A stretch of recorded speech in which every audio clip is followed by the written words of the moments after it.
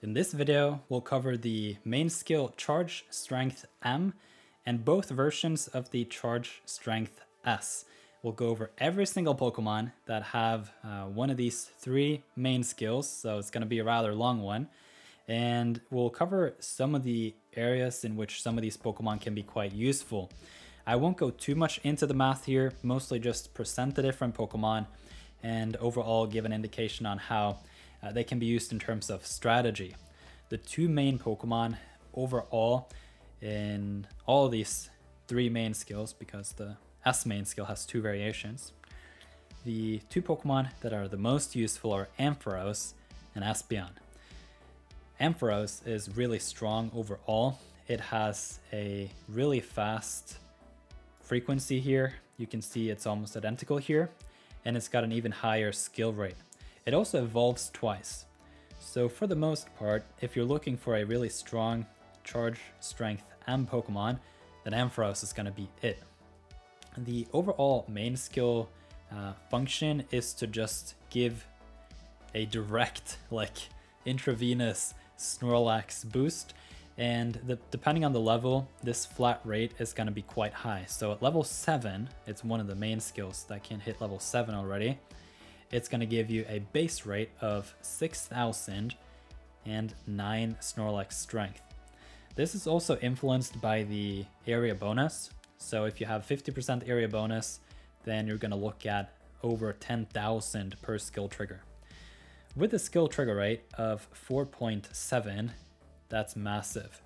If you on top are looking at a potential event boost where the skill trigger rate is like 1.5, then this becomes an enormously powerful Pokemon.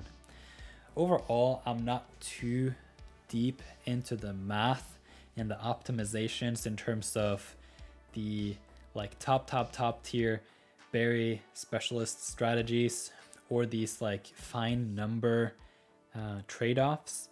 And so for the most part, this is a more of an introductory type of video. If you're super interested in the math, I can highly recommend you Brovinnie's YouTube channel. He does a phenomenal job, and to an extent I will also dive into the math eventually.